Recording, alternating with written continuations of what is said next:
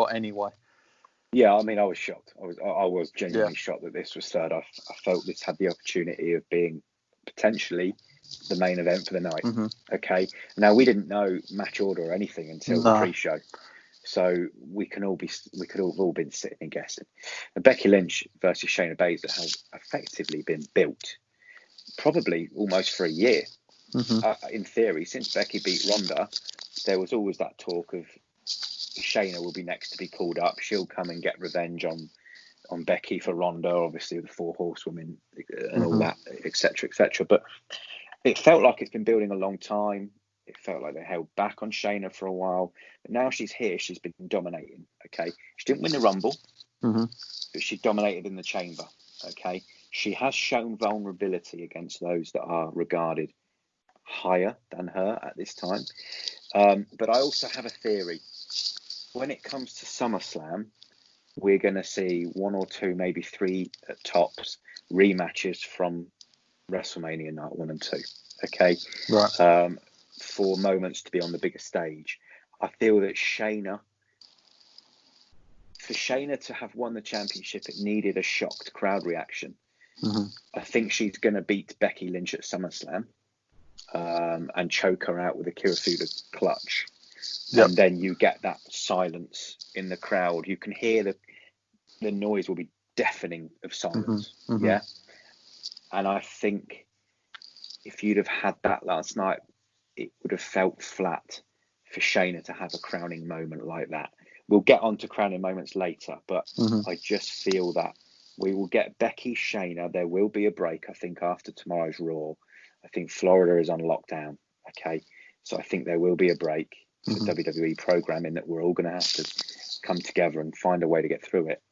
But yeah, I think the right result was done here. I think there'll be a rematch at SummerSlam. I think Shayna will take the win at SummerSlam. But I do like the way that Becky beat her with that roll through. Yeah, that was nice. That roll through pin. We saw, I think, Kairi Sane did it to Shayna Baszler when Shayna lost the NXT title in her for her first reign. It just shows that cage fighters, I mean, Ronda was beaten with a roll-up pin. It shows that cage fighters have that vulnerability of professional wrestling. And I like that aspect to it. So I'm glad Becky's still a champ for now. I'm a big fan anyway. But I am ready to see Shayna shock the world and shock a live audience at SummerSlam. So yeah, that's my thoughts on that one. Yeah, no, I totally agree. So obviously we had Becky Lynch. Of course, she's had that belt now for a long old time, over a year now from last year's WrestleMania. So her stock will only go up now, obviously. And, there were rumours before, of course, all this pandemic came along that WWE were in talks with Ronda Rousey again about maybe doing a return. And I'm sure that was going to happen somewhere down the pipeline. But obviously with what's going on now, nothing, they certainly wouldn't be suggesting anything because they don't know themselves when they're going to be back. But I'm sure that storyline will play into this as well. So yeah, this match, just under 9 minutes. Like I say, I think, I know people got a little bit upset because, they felt it was disrespectful to that title, where it all was last year and everything else. But I don't think WWE are purposely doing it just because it's women. I just think that male or female, this match just didn't have enough steam to sort of be a main event or semi-main event in this show. I don't think that they were doing it just, to prove a point. I think it was just how they saw it. And of course, they would have watched these matches back a few times. And, I'm sure they saw something that they first of all didn't maybe see. So not surprised for me from my point of view on that one, the pacing. But next up, we've got the Intercontinental title match called Sami Zayn, who we hadn't seen compete for some old time. And here he is on the grand stage, as it is, up against, of course, Daniel Bryan. And on paper, I've got to say, this looks like, you should be expecting fireworks here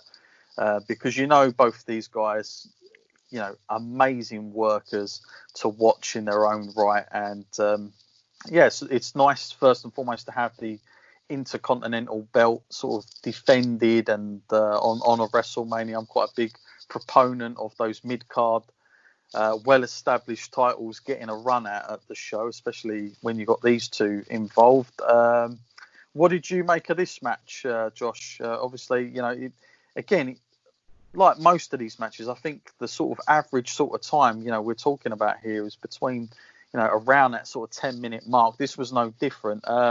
What did you think of this one and, their performance sort of without that crowd as well?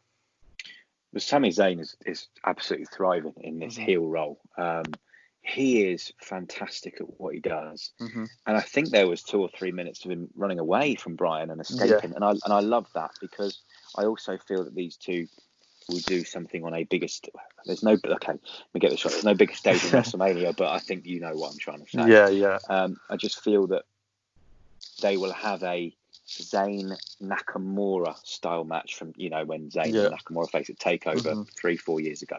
I just feel that it was amazing, wasn't it? Yeah. I just feel that Zayn and Bryan have that capability to do that, and they may have been told, let's hold back for that. Let's not give everything away today, even though it is WrestleMania. I really like the finish. I really like. I love Zayn being cowardly. I just think he's thriving in it. But to hit the haluva kick while Bryan coming down in midair, the connection was just perfect, wasn't it? And that with a live crowd would have been 1,000 times better. Don't get me wrong, it was still a great finish, and Zayn winning it and rolling into the pin, a perfect heel win. I'm really hoping that Zayn holds a title for a while. I'm intrigued still by this Nakamura, Cesaro, Zayn faction. I can't work it out, but I am intrigued by it. Like 3 very different individuals together. Where do they go with that? I don't know, but I'm enjoying it, and I'm loving Sami Zayn's look. Like the green cargo trousers, the boots. Yeah. Yes, I know none of us can go and get a haircut right now, but it suits him. Do you know what I mean? It really suits Sami Zayn. Daniel Bryan, I had a feeling that WrestleMania might have been his retirement this year. Obviously, with his life with Brie and the baby and everything like that, and it's another pregnancy now, isn't it? So I just felt that this WrestleMania might have been Bryan's last. That may go on till SummerSlam. In front of a live audience. But I enjoyed the match. 9 minutes? Zayn winning with the haluva kick. Right outcome for me. Yeah, nice. Yeah, I thought it was good. And like you say, just to touch on Daniel Bryan there was a lot of talk, as you said. But I don't think Daniel Bryan can retire without having an audience. Like, the whole yes thing, the yes movement has to be there to have that kind of send-off, I believe. I think that's one of the rare cases on this whole night that, sadly was missed, because, Daniel Bryan at WrestleMania is like a special thing in itself. And I do think fans get nostalgic of always remembering WrestleMania 30 quite a bit. And was although he's playing slightly different roles and everything else he's doing, I think he's still very much fan favorite, very, very relatable to most wrestling fans, especially the adult side of it as well, I would say. So yeah, it'll be nice if they do get another run out and a good send off there for Bryan.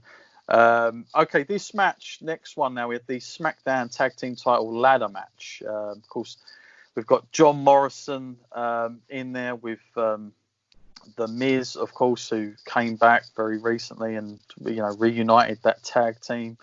We've got the New Day and we've got the Usos in this match. And I've got to say, like, this for me, like, I don't know if this is the one that I felt like really missed for me as a fan, just getting those reactions, because I felt like everybody in the match put in so much effort.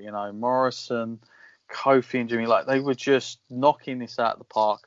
But it's got to be so difficult when you're doing those quite dangerous, risky moves and you don't get that instant feedback from the audience. That's just got to be tough. And I did feel like it was a little bit hard to watch this one. I think this was probably my most difficult watch of the entire night. Not not in terms of what they were doing or the way they laid it out, because it was perfect, but just to not have the audience there. This one, I think, for me, it suffered the most. What was your take on this going into this match first and foremost? And obviously having a ladder match is quite exciting. You know, it's normally the thing that sort of gets everybody back up and motivated again in a WrestleMania show. It's quite a good idea to put it out for pacing's sake. But what was your takeaway from this? And you know, because obviously it was a crazy fun match. I mean, I'm very, very similar to you.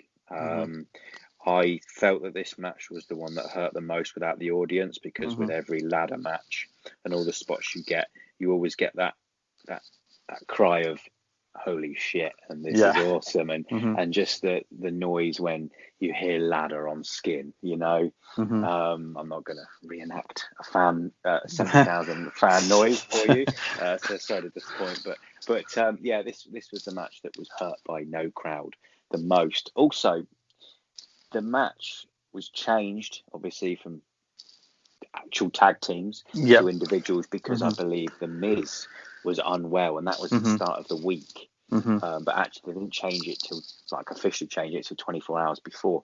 I'm going to be honest with you, because I heard about it earlier in the week, it didn't bother me so much. I just feel a little bit sorry, perhaps, for someone like Big E, who thrived in matches like these. But I understand why they went for the three guys they did. Never been a huge fan of John Morrison, Johnny Impact, Johnny Nitro. Never been a huge fan. But actually, it was his performance tonight that made me a fan, even though 10 years ago he was having like quality ladder matches and whatever, even when he debuted in, what was it, 2006 with Eminem, wasn't it? Mercury and Nitro. I wasn't a huge fan, but I was after tonight, and I really, really saw the effort that he put in. Loved the match. The finish was brilliant, where they were all holding them to the brass ring, and he fell with the titles. I thought that was genius. That was a hell of a bump he took, by the way. He was, landing on that ladder. Let's not take away that from him. Miz and Morrison, fantastic tag team. Again, I'm hoping that this is one of those matches that at SummerSlam we get to see again, perhaps tables, ladders, and chairs, much like we saw with Edge, Christian, the Dudleys, and the Hardys. Obviously, we had triangle ladder match, and then we had TLC, and then TLC 2 at that SummerSlam. I feel it's the sort of feud now. There's going to be a break in WWE that can go on to SummerSlam, and they can get more credit for having a triple threat ladder match. I think we need more of those for us fans to see. But yeah, I loved it. I mean, what was it, 18 minutes, a 20-minute match? One of the longest matches. Yeah, just under 19 minutes. Yeah, I mean, it was, got the right time was there. And, it's a match that, I put this quite high. I mean, in terms of the quality, this is definitely probably my second favourite here, really, to be honest with you. But I think it could have been so much more. That's the disappointment.